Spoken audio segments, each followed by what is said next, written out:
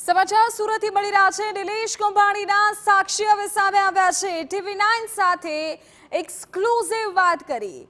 કુંભાણીના form ભરતી વખતે 4 સાક્ષી હાજર રહ્યા હતા। ટેકેદારો જે ફરી ગયા તેમણે જ સાઇન કરી હતી તેવું સાક્ષીઓનું કહેવું છે।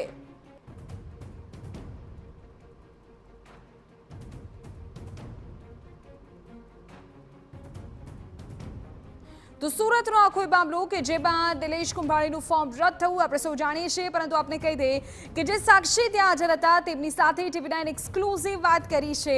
અમારા સંવાદદાતાએ તેમની સાથે વાત કરી તો તેમણે કેટલીક બાબતોને લઈને જે સ્પષ્ટતા કરી એ સાંભળો।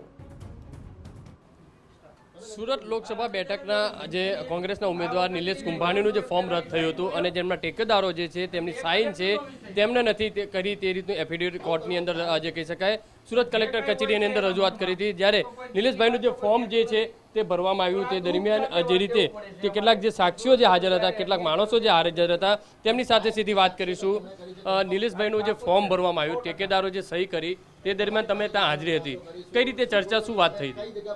ત્યાં ચર્ચામાં તો શું હોય કે ભાઈ કાલે આપણે ફોર્મ ભરવા જવાનું છે ને આજે ફોર્મ ભરાય છે તો એના સ્નેહીઓ અમે બધા એના પરિવાર જ કહેવાય, કોંગ્રેસી કાર્યકરો જેટલા જે છે કોંગ્રેસનો ઉત્સાહ હતો, બરોબર છે, અને ત્યાં બધું આવી રીતના કરતા હતા। તો ત્યાં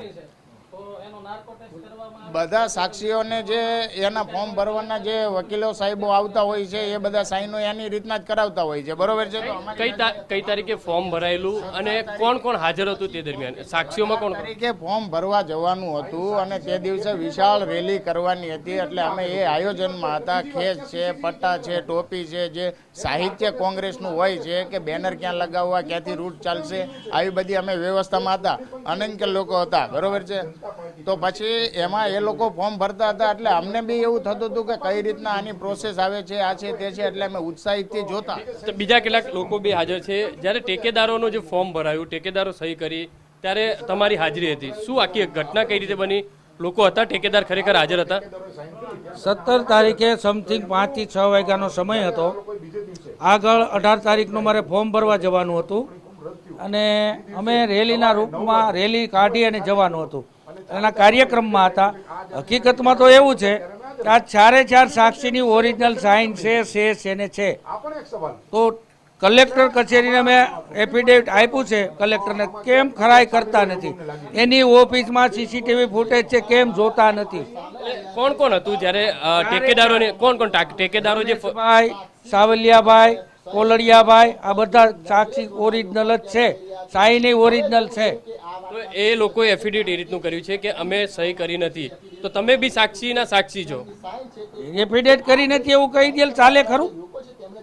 એ તપાસ કલેક્ટરની છે, અમે કર્યું છે તો કેમ માન્ય નથી કરતા? તમે પણ હાજર હતા, ત્યાં શું બન્યું હતું? ત્યાં હાજર હતા એ લોકો ટેકેદારો બધા ઓફિસમાં સહી કરી, ફોર્મની પ્રક્રિયા અમે જાણતા હતા, સહી કરી એ બધું અમે રૂબરૂ જોયું છે। પ્લસ અમે કલેક્ટરમાં એફિડેવિટ પણ આપ્યું છે કે અમારી હાજરીમાં સહી આ લોકોએ કરી છે, પણ અમારા એફિડેવિટનો કોઈ કલેક્ટરે જવાબ આપ્યો નથી અને એ લોકોનું એફિડેવિટ સ્વીકાર લીધો। તમે આજે દિવસે ટેકેદારો સહી કરી ત્યારે એ દિવસે તમે હાજર હતા? હા, હાજર હતા। અને કોણ કોણ હતું ત્યાં સહી કરવા? અમે 7-8 જણા અંદર કામ કરતા હતા રેલી બાબતે આગલે દિવસે, અને બીજા એ ટેકેદારો ને એના બે આગેવાનો 2-4 હતા। તો શું લાગે છે કે આ ટેકેદારો જે છે તે ફરી ગયા છે લોભ લાલચને લઈને? નિલેશભાઈના કહેવા પ્રમાણે કહેતો હતો કોઈ બીજી હોય, તમને શું લાગી રહ્યું છે? કારણ કે તમે જે ફોર્મની અંદર સહી કરી ત્યારે તમે પણ પોતે હાજર હતા। 100% ફરી ગયેલા જ છે અને ભાજપના કહેવાથી તાનાશાહી, લોકશાહીનું હનન કરવું છે, લોકોની માટે વિકાસના નામે મત નથી માગવા, આવા ગુમરાહ કરીને જીતવું છે।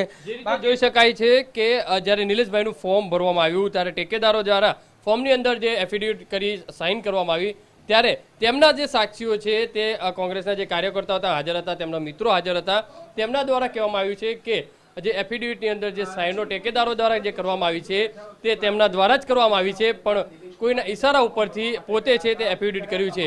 આ તમામ જે સાક્ષીઓ છે તે કલેક્ટર કચેરીની અંદર પણ એફિડેવિટ કર્યું છે કે જે ટેકેદારો છે જે ફરી ગયા છે તે ટેકેદારો દ્વારા તેમની જે સહી કરવામાં આવી ત્યારે પોતે હાજર હતા। ત્યારે હવે જોવાનું રહ્યું કે આ જે સુરત લોકસભા બેઠકને લઈને કઈ રીતે એક પછી એક નવા વળાંકો આવી રહ્યા છે। હાલમાં તો નિલેશ કુંભાણી જે છે તે ગાયબ છે, કોંગ્રેસના પણ કોન્ટેક્ટમાં નથી, બીજેપીના પણ કોન્ટેક્ટમાં હોય કે નહીં હોય તે રીતની ચર્ચા ચાલી રહી છે, પરિવારના પણ કોન્ટેક્ટમાં નથી તેવું પરિવાર કહી રહ્યા છે. કેમેરામેન સંજય ચંડલ સાથે બલદેવ સુથાર, TV9 સુરત.